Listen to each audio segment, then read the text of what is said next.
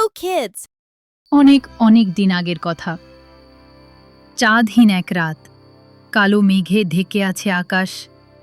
নির্জন এক গ্রামে ঘুমিয়ে আছে সবাই, কিন্তু আইমান এক সাহসী ও কৌতূহলী ছেলে।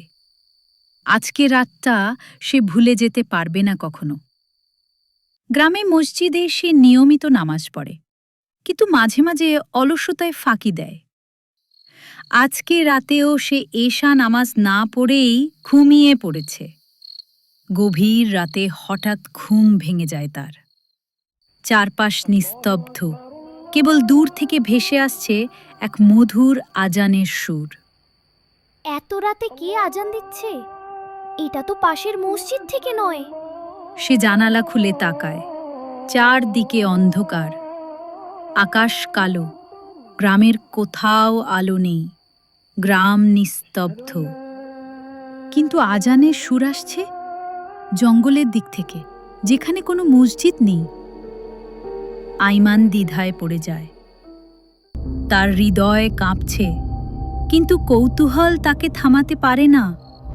সে চুপি চুপি দরজা খুলে বেরিয়ে পড়ে। সে হাঁটছে অজানা পথে।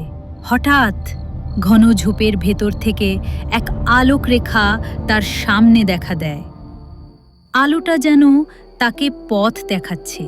আইমান আলো অনুসরণ করতে করতে পৌঁছে যায় বনের একদম গভীরে। হঠাৎ সে দেখতে পায় একটি পুরনো ধ্বংসাবশেষ। দরজা নেই, ছাদ ভেঙে পড়েছে, তবুও আজানের সুর ভেসে আসছে ওখান থেকেই। দেখে মনে হচ্ছে এটা একটা পুরনো মসজিদ। এই মসজিদ তো কখনো দেখিনি। আর আজান কে দিচ্ছে? সে সাহস করে ভেতরে প্রবেশ করে।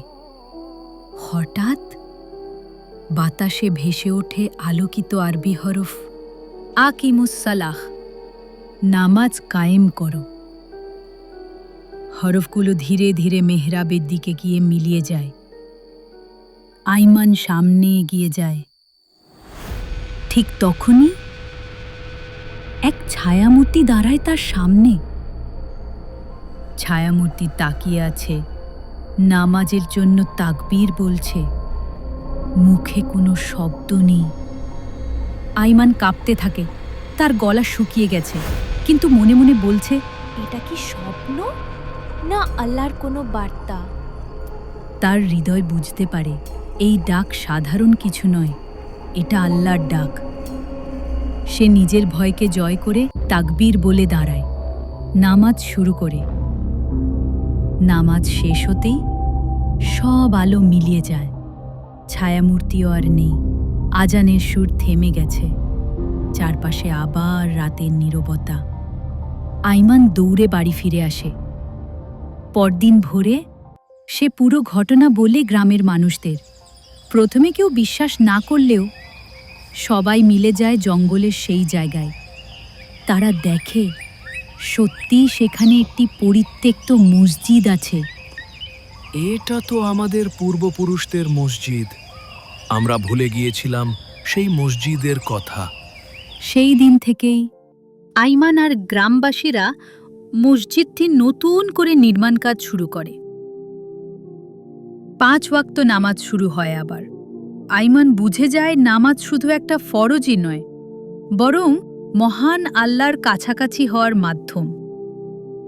আইমান সেই রাতে যে ডাক পেয়েছিল তা আর কখনো ভোলে না। সে আর কখনো নামাজে অবহেলা করে না। নামাজ কখনো অবহেলা করা উচিত নয়।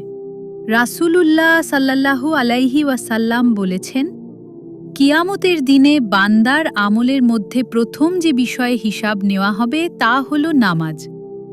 যদি নামাজ ঠিক থাকে তবে সে সফল ও মুক্তি লাভ করবে, আর যদি নামাজ ঠিক না থাকে তবে সে ক্ষতিগ্রস্ত ও ধ্বংসপ্রাপ্ত হবে। নতুন নতুন ইসলামিক ভিডিও পেতে আমাদের চ্যানেলটি সাবস্ক্রাইব করতে ভুলবেন না।